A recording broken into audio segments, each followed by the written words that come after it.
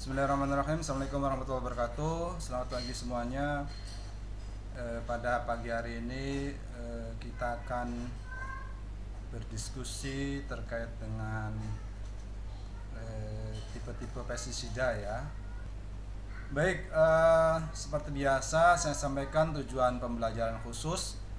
Harapannya setelah perkuliahan ini mahasiswa bisa mengikuti dengan baik, lalu kemudian bisa menjelaskan atau mengetahui tipe-tipe pestisida apa saja yang dinilai ramah lingkungan ya. Sebelum saya masuk ke materi inti, saya sedikit mengulas terkait dengan apa itu pestisida ramah lingkungan ya. Kalau dari beberapa definisi, sepertinya memang ada beberapa yang mirip, ada yang sedikit berbeda. Nah, pada intinya sebenarnya bahwa pestisida ramah lingkungan ini dikenal juga dengan sebutan biopestisida ya. Kalau di Amerika itu United States Environmental Protection Agency itu mengelompokkannya ada 3 jenis kelas utama. Kalau dari definisinya dulu itu tentunya tipe-tipe pestisida yang diturunkan dari material-material alami seperti bersumber dari hewan, dari tumbuhan atau tanaman, dari bakteria dan dari mineral-mineral tertentu gitu ya, kalau dari sisi definisi menurut EPA. Kemudian dari kelas utamanya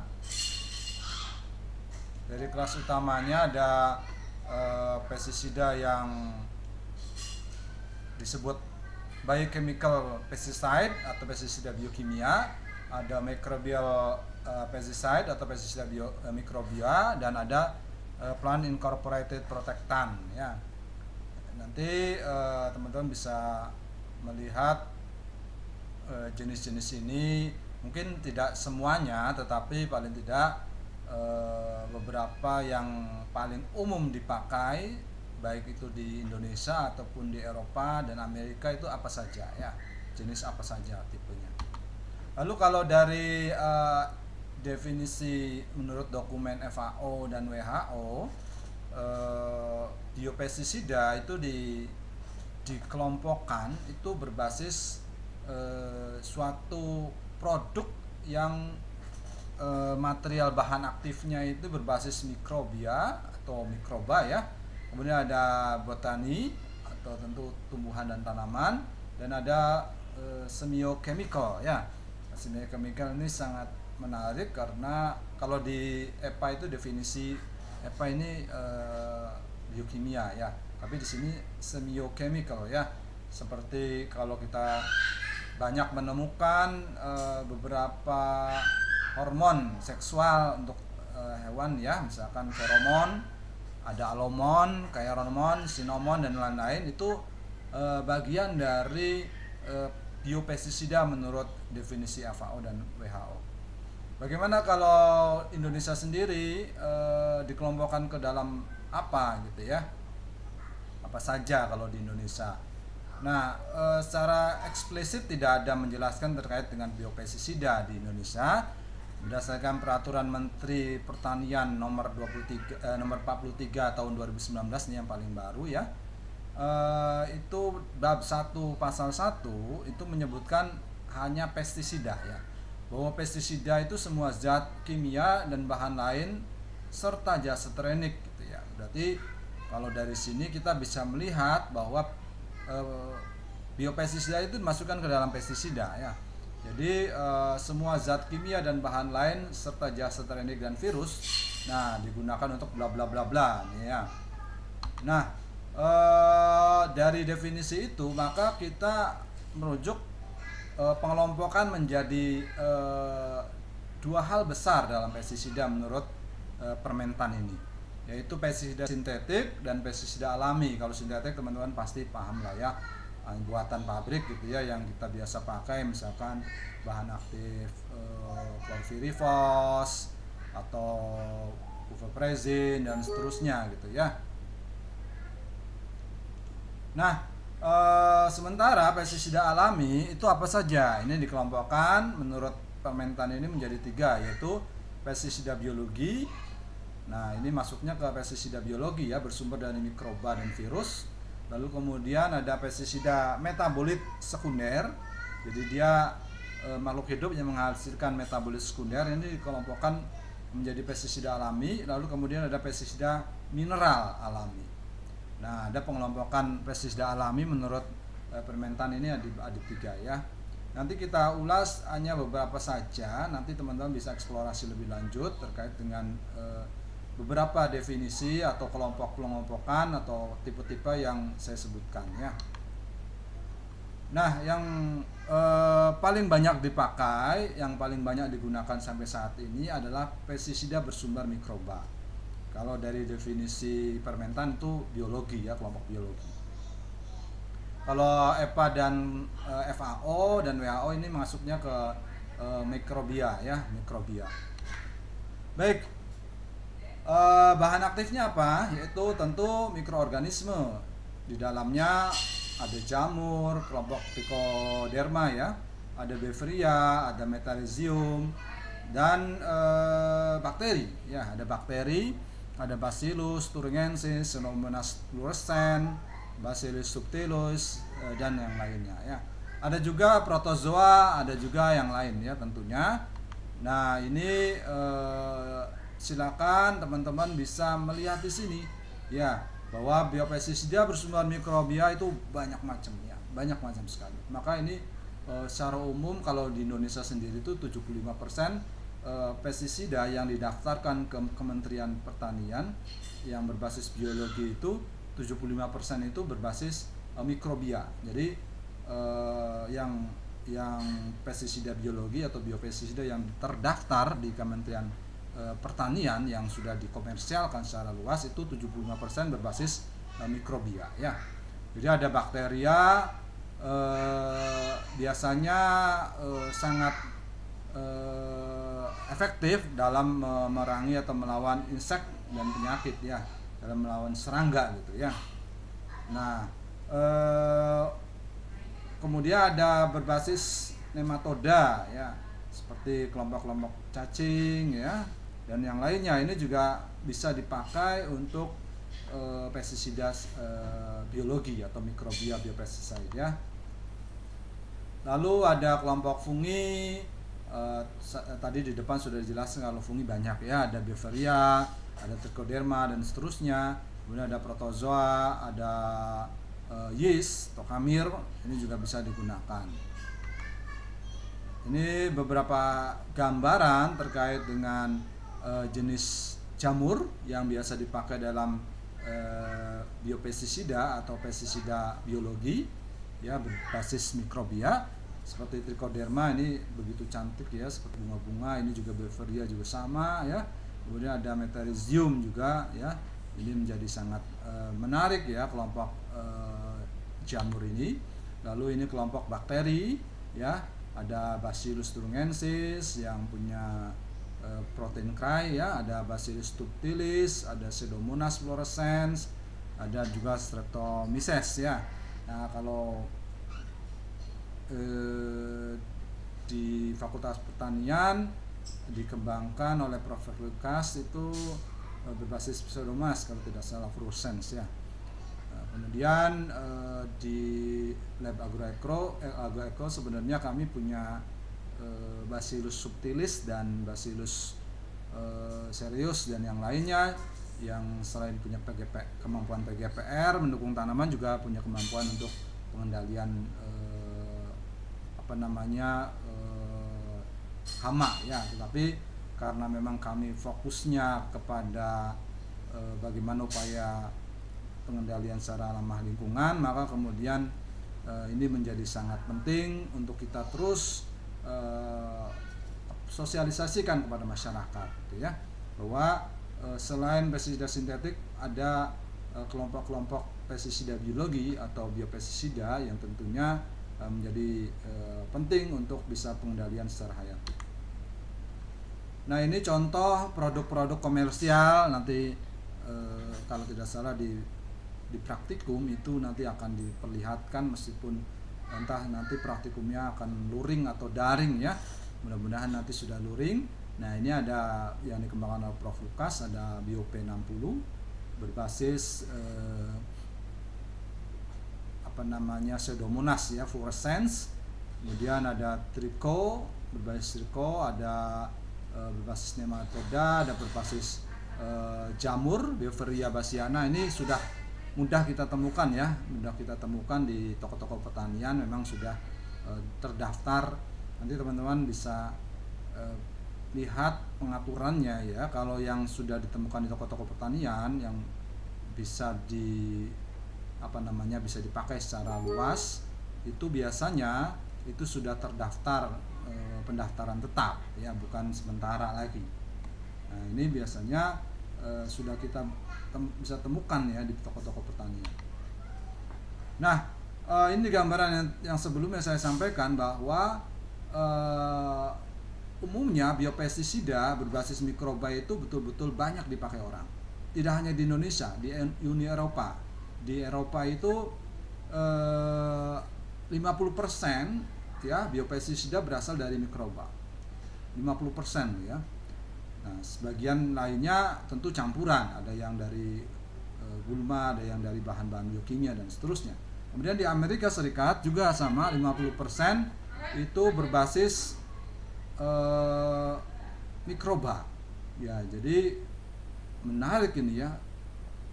Eropa, Amerika Serikat, termasuk Indonesia, 75% yang sudah terdaftar, yang sudah bisa dikomersialkan itu berbasis mikroba. Ada apa ini mikroba ini? Kok banyak dipakai orang ya? Banyak dikembangkan untuk pertanian biopestisida berbasis mikroba. Tapi sekali-sekali jangan bandingkan dengan pestisida sintetik tentunya ya. Kalau pestisida sintetik jauh lebih banyak, ribuan ya. Ribuan ini hanya berapa persennya, paling hanya 5% dari pestisida sintetik ya, untuk kelompok dari biopestisida ini. Tapi paling tidak kita memberikan gambaran bahwa pestisida berbasis biologi atau biopestisida kelompok mikroba itu umumnya dipakai secara luas di Uni Eropa, di Amerika Serikat maupun di Indonesia. Kenapa bisa demikian? Ternyata kelompok biopestisida ini punya keuntungan ya. Dia tersedia dalam jumlah yang banyak di alam tentu ya. Karena kita banyak sekali eksplorasi, bahkan kalau kita misalkan yang kita bisa berhasil identifikasi saja ya, itu paling hanya 1% ya dari betul-betul banyak ini jutaan spesies mikroorganisme atau bakteri yang punya kemampuan untuk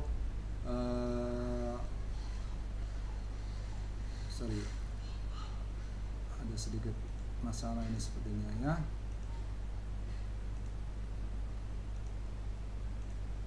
Oke, baik, masih terlihat kan ya. Jadi pertama jumlahnya banyak tentunya, kemudian dia spesifik dan aman ya, spesifik target.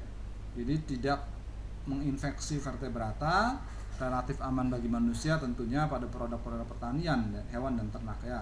Maka ini banyak digunakan. Kemudian racun yang dihasilkan itu tergolong residunya sedikit, dengan biaya pengembangan tentunya lebih rendah ya.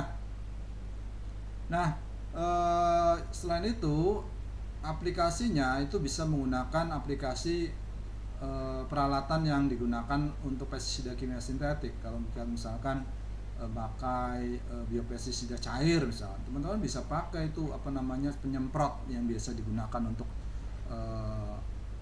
penyemprot pestisida sintetik ya, bisa dipakai.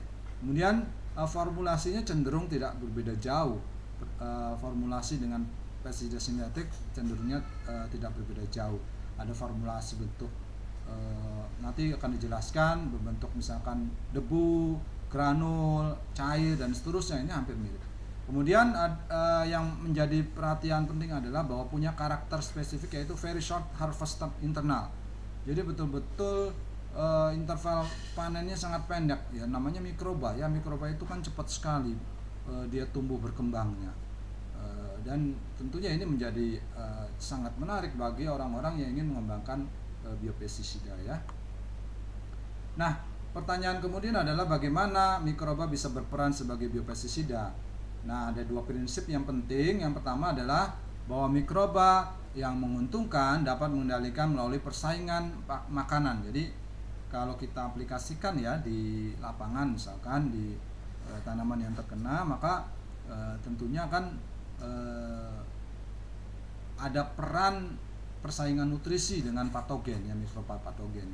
Nah, disitulah ketika kemudian nutrisinya juga bersaing, maka kemudian harapannya patogen menjadi kekurangan nutrisi, lama-lama dia mati kan ya. Nah, yang kedua adalah bahwa mikroba ini punya kemampuan menghasilkan zat-zat tertentu yang kemudian membuat mikroba lain menjadi mati, atau hama-hama yang menjadi target menjadi mati. Kadang juga punya kemampuan mengambil nutrisi dari hama-hama target, seperti kelompok jamur itu dia punya hifa yang kemudian mengambil nutrisi dari targetnya ya, dari misalkan belalang, wereng dan seterusnya, yang kemudian bisa dimanfaatkan untuk pertumbuhannya. Mikroba menghasilkan senyawa kimia yang bersifat racun bagi organisme pengganggu tanaman ya. Sebagai contoh misalkan Bacillus thuringiensis, ini bakteri tanah yang banyak dipakai orang untuk biopestisida. Ini alami sejak zaman dulu ini ya, zaman dulu dipakai ini. Dia punya kemampuan untuk menghasilkan protein cry namanya, kristal protein yang ketika termakan oleh serangga dia akan merusak sistem pencernaan serangga, sehingga kemudian dalam waktu 24 sampai 48 jam serangga itu menjadi mati gitu ya, seperti itu. Namun tentu ini kelemahannya adalah dia mudah rusak oleh sinar matahari. Oleh karena itu biasanya aplikasinya lebih frekuensinya lebih sering ya dipakai, dan tentunya jangan siang hari gitu ya, seperti itu. Nah, ini contoh dari jurnal Sentinel Nathan tahun 2015 bagaimana kemudian kristal cry protein itu ketika dia termakan oleh si misalkan ulat ya. Nah, maka kemudian di dalam saluran pencernaannya itu menjadi aktif, lalu dia akan masuk mempengaruhi sistem pencernaan, lalu membuat adanya pori-pori ya, yang membuat sel menjadi lisis ya, menjadi lisis, pecah gitu ya. Akhirnya si larva dari hama tersebut menjadi mati. Nah, ini contoh Bacillus thuringiensis untuk kristal proteinnya bentuknya seperti apa ini ya, layang-layang atau apa ini, lancip-lancip itu ya, segi 4 ya. Baik, contoh lain ya, ada mikroba yang kita tahu yang dinamakan dengan Metarhizium yang menghasilkan spora. Jadi ketika sporanya itu kontak dengan target hamanya, misalkan belalang, maka dia akan menembus kutikula si sporanya itu ya, lalu kemudian tumbuh di dalam seluruh tubuh serangga, hingga kemudian hifa yang terbentuk akan mengambil nutrisi atau air yang ada di serangga itu, sehingga serangganya menjadi mati. Nah, ini contoh ya, contoh bagaimana fungi atau jamur kelompok tadi Metarhizium misalkan itu bisa menyebabkan insek atau serangga Lepidoptera menjadi mati misalkan. Jadi mulai awal nih ya masuk ya, lalu kemudian sampai bentuk fungi ya, lalu kemudian dia makin banyak ini, nanti lama-lama makin terserap nutrisi dan airnya, sehingga si inseknya itu menjadi mati. Nah, ini bukan belalang goreng ya, ini belalang mati akibat jamur ya. Ini seluruh tubuhnya terlingkupi oleh jamur nih ya, kelihatan. Kemudian ini ada juga sama nih kutu ya, kelompok kutu ya yang terlingkupi oleh Beveria bassiana ya, kelompok jamur juga. Nah, ini menjadi sangat menarik kerjanya ya. Nah, baik, Mikroba untuk pengendalian hama banyak sekali dari spesies jamur. Teman-teman bisa perhatikan di sini ada Metarhizium, ada Weberia dan seterusnya. Kelompok hama targetnya ada di sini. Ini sumbernya dari Sri Sumarsi tahun 2007 ya. Kemudian kelompok mikroba untuk pengendali penyakit, misalkan ini bisa macam-macam mikrobanya, lalu kemudian ini jenis penyakit yang biasa kendalikan ya. Oke, itu yang pertama ya, yang paling banyak, paling dominan, yaitu pestisida bersumber dari mikroba.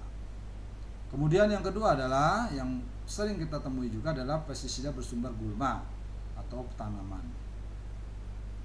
Ya bisa gulma, kalau gulma kan tumbuhan pengganggu ya, kalau tanaman kan bisa ya tanaman-tanaman misalkan rimpang atau tanaman berbatang besar dan seterusnya, ini bisa ya.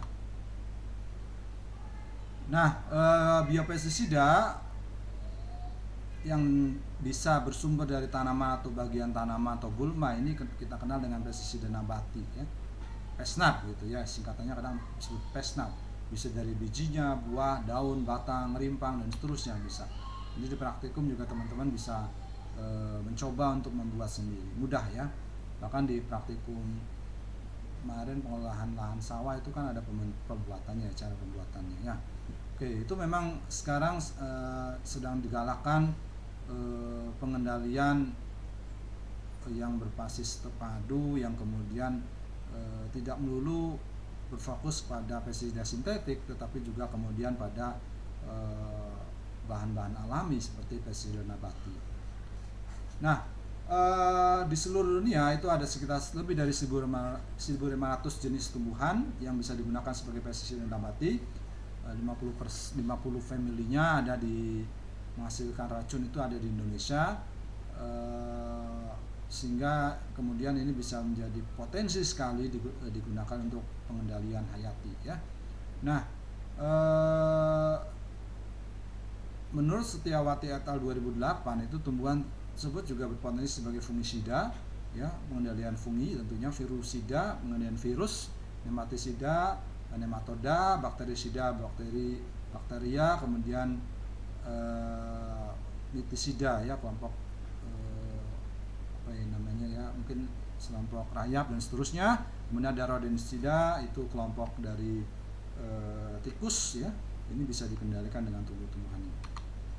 Nah, ini banyak ditemukan produknya, sudah ada banyak ditemukan kita di toko-toko pertanian, ada yang berbasis gulma, ada yang berbasis tanaman biasa, bagian tanaman ini bisa ya ditemukan, ada mereknya banyak ya. Nah, fungsinya banyak ya, ada yang membuat si organisme hama itu menjadi berkurang nafsu makannya, ada yang kemudian bersifat penolak saja. Penolak itu tentunya ketika biasanya aromanya ya, ketika kita semprotkan misalkan, maka kemudian hama itu menghindar dari situ, dia pergi gitu ya, nggak jadi ke tanaman budidayanya. Kemudian ada penarik antraktan, dia menarik hama untuk mendekat, lalu kemudian bisa membuat hama itu menjadi terkendalikan gitu tentunya ya. Lalu kemudian ada penghambat perkembangan, mencegah peletakan telur dan seterusnya, banyak ya fungsinya. Nah, keunggulannya tentu ini bisa keunggulan, bisa kelemahan ya. Yang cepat terurai ya, terdegrasi oleh sinar matahari. Kalau ditinjau dari keunggulan tentunya karena ketika kita aplikasi ya, residunya tidak banyak di alam ya, tidak banyak di alam, sehingga kemudian terbatas, sehingga harapannya tidak mencemari alam. Kemudian kalau ditinjau dari kelemahan, tentu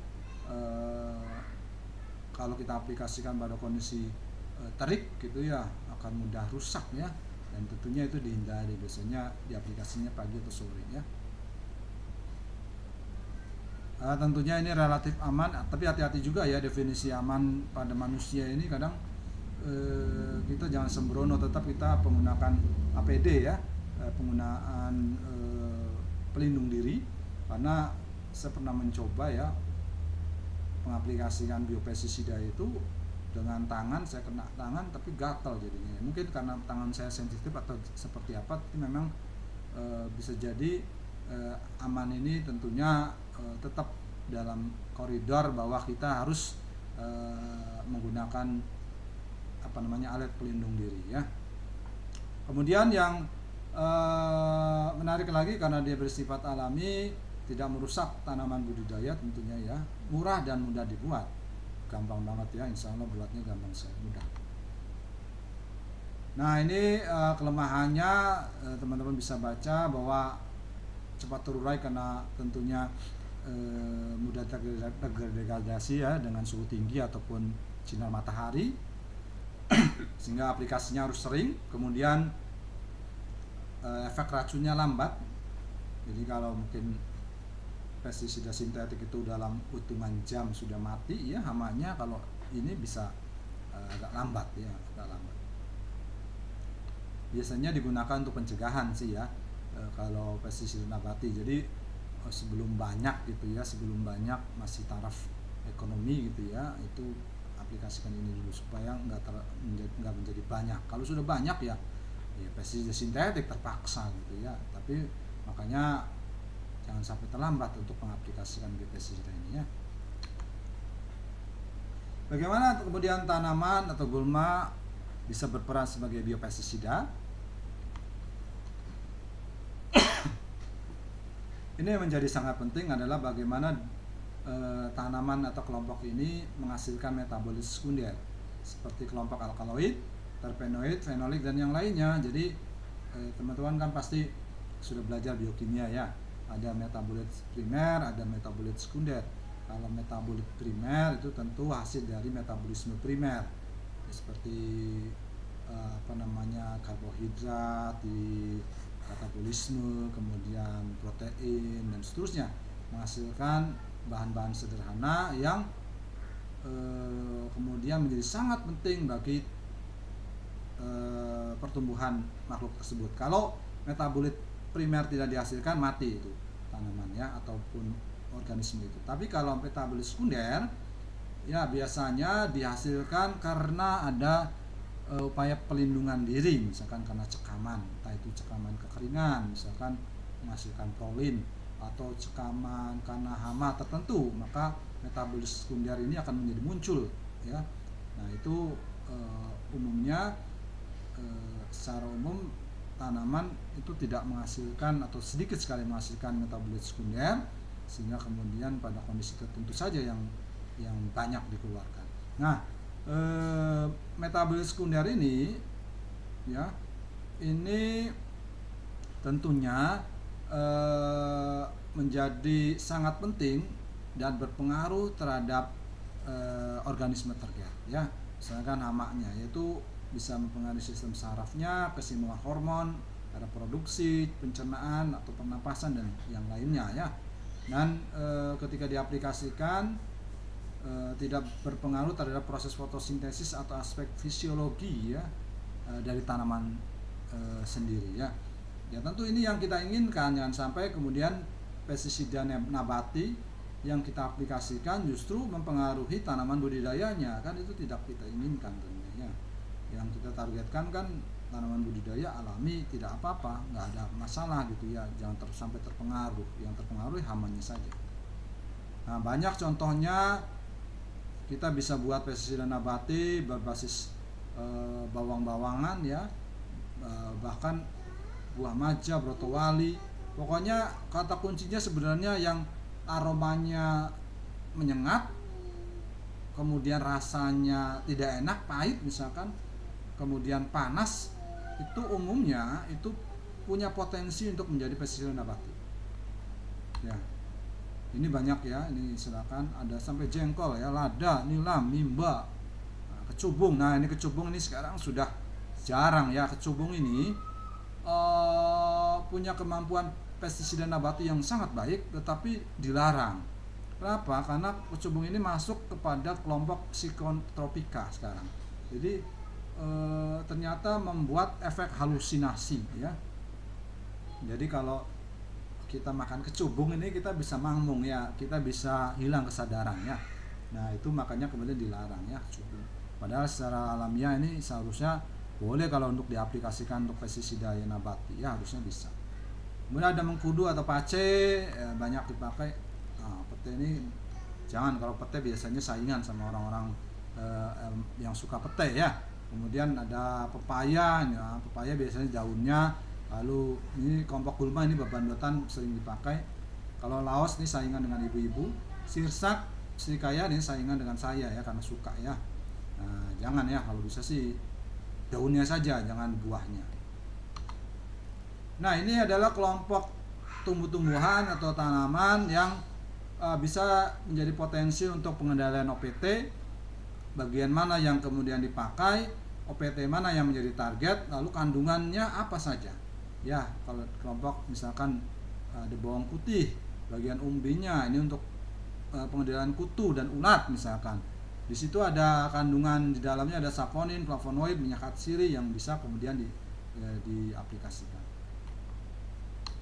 Ini silakan banyak kita eksplorasi lebih jauh, bahkan mungkin ada tadi sekitar kalau Indonesia masih 50-an ya, kalau di seluruh dunia mungkin 1.500-an ya kelompok ini ya. Nah, ini struktur kimia dari bahan aktif yang ada di pestisida nabati ya, yang biasa dipakai untuk pengendalian OPT. Ini kita contohkan, misalkan ada azadirachtin. Azadirachtin ini banyak ditemukan pada mimba ya. Mimba senyawanya ini yang bisa mengendalikan OPT ya, serangga ya. Nah, kemudian ada kelompok saponin ya, flavonol ya. Nah, ini bisa juga seperti ini. Nah, ini struktur kimianya ya, struktur kimianya umumnya bercincin ya, bercincin. Oke, itu yang kedua. Jadi ada dua ya. Pertama dari mikroba, yang kedua berbasis tanaman atau gulma yang kita kenal pestisida nabati. Yang ketiga ini jarang ya. Ini kelompok virus, pestisida bersumber virus. Nah, tentunya bukan virus corona ya atau virus Vartu ya. Bukan, tapi virus apa? Baculovirus ya. Nanti kita lihat. Nah, terdapat ada 11 famili virus yang bersifat patogen terhadap serangga. Salah satu yang paling banyak digunakan untuk biopestisida adalah Baculovirus. Nah, ini bisa mengendalikan kelompok Ordolepidoptera, Hemiptera, Diptera, Neoptera, Coleoptera, dan Mite ya, silakan. Ini kelompok-kelompok serangga yang tadi disebutkan bisa dikendalikan dengan kelompok virus tadi ya, kelompok virus Baculovirus. Nah, telah diketahui 60% dari 1.200 virus yang menyerang serangga itu termasuk kelompok Baculovirus ya, atau Baculoviridae. Jadi ada 1.200 virus yang menjadi patogen bagi serangga hama. Nah, 60%-nya itu dari kelompok Baculovirus ya. Nah, diduga kelompok virus ini dapat menjadi patogen bagi 30% OPT yang menyerang tanaman. Jadi 30% OPT yang menyerang tanaman bisa dikendalikan dengan dengan Baculovirus ya. Ini strukturnya ya, struktur Baculovirus. Jadi ada polyhedron. Polyhedron itu sudut-sudutnya banyak, poli ya. Kan ada tetrahedron, hexahedron gitu ya kan. Kalau tetra 4 ya, pentahedron misalnya 5 sudutnya. Kalau ini kali polyhedron berarti banyak. Nanti kita perhatikan bagian ini, ada bagian selubungnya, lalu kemudian di dalamnya ada bagian ini, ada bagian-bagian ini ya. Yang di luar, bagian luar itu disebut amplopnya, kemudian di bagian dalam itu ada bagian material genetiknya, lalu kemudian di sini disebut dengan virion. Nah, ada kemudian di sini ada bagian intinya, nukleokapsid. Nukleokapsid itu bagian intinya kelompok misalkan DNA atau RNA, biasanya virus RNA ya, ada juga si DNA. Nah, itu dilindungi oleh kapsul gitu ya, jadi disebut dengan nukleokapsid. Baik, keuntungannya apa saja ketika kita pakai Baculovirus? Jadi sangat spesifik inang, dan tidak patogen terhadap serangga bermanfaat dan organisme non target. Nah, residunya rendah, kemungkinan menyebabkan resistensi terhadap OPT rendah ya, relatif rendah. Potensinya, mekanismenya bagaimana Pak? Menurut Jeremy et al tahun 2015, OPT pertama tentunya ketika kita aplikasi ya, virusnya itu ya, bakulovirus, maka kan virusnya kan akan menempel nih di daun atau di bagian-bagian tanaman tentunya ya. Nah kemudian nanti misalkan ulat atau serangga lah ya, kemudian memakan ya, ulat umumnya ya, memakan daun itu. Nah di daunnya itu kan sudah ada bakulovirus, lalu terbawalah masuk ke dalam tubuhnya, lalu dia akan menyebabkan terjadinya lisis ya, kematian pada hewan ini ya, pada serangga OPT atau ulat ini ya. Nah ini juga aksi yang lain, kelompok insek Lepidoptera ini bisa dikendalikan dengan virus ya. Bagaimana kemudian si virus polihedronnya itu kemudian menempel, lalu kemudian dia melepas bagian virionnya, bagian dalamnya ya, bagian dalamnya kemudian masuk ya ke bagian sel-sel dari si serangganya itu atau kelompok insek itu, lalu kemudian di situ berkembang dia. Kalau virus kan ketika dia masuk ke dalam sel, maka dia akan mengontrol sel tersebut, sehingga kemudian sel itu disetir ya, dikontrol agar menghasilkan komponen-komponen virus, sehingga virus menjadi banyak. Nah ada dua kelompok virus, ada virus yang lisis, yaitu virus yang bisa membuat sel yang terinfeksi menjadi pecah. Ini kelompok termasuk ini bakulovirus ini. Nah, ada juga kelompok yang tidak, umumnya kalau kita misalkan ada penyakit tertentu pada manusia misalkan yang terserang ya, nah dia tidak sampai memecah si sel, tetapi dia mengendap terus dalam sel, dia memperbanyak terus ya. Nah, yang kedua-duanya berbahaya, tapi kalau kelompok yang bisa lisis tentunya cepat sekali bahayanya, karena dia melisis sel lalu kemudian menyebabkan kematian tentunya ya. Itu yang ketiga. Lalu yang keempat adalah pestisida berbasis produk bioteknologi.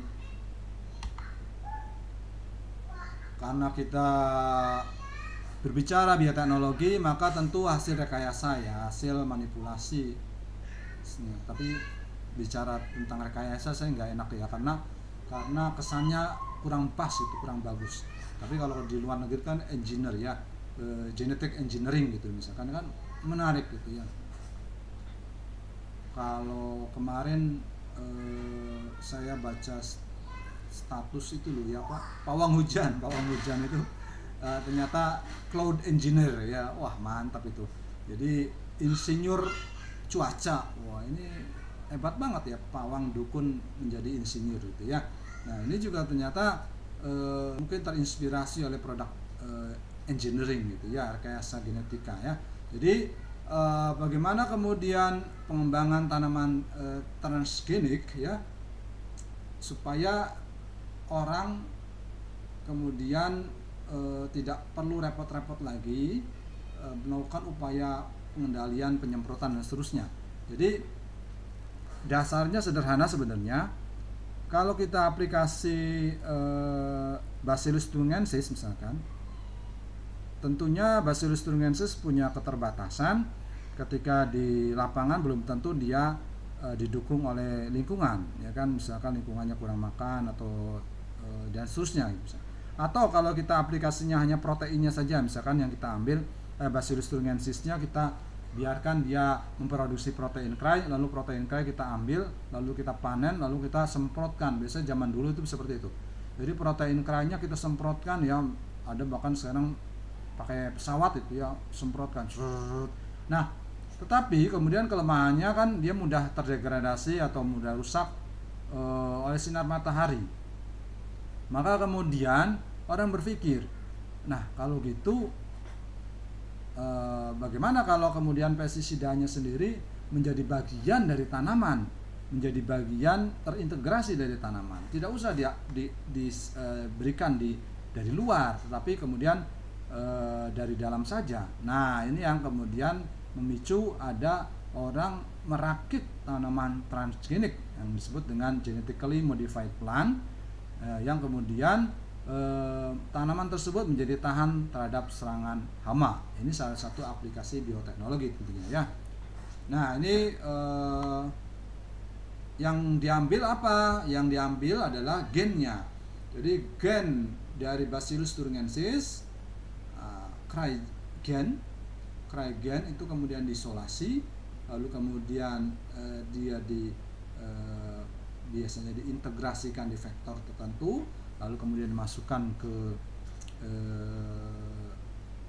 misalkan agrobacterium, ya, bakteri tanah yang bisa mentransfer yang menyebabkan tumor pada tanaman itu bisa, atau misalkan ditembak dengan jin gun atau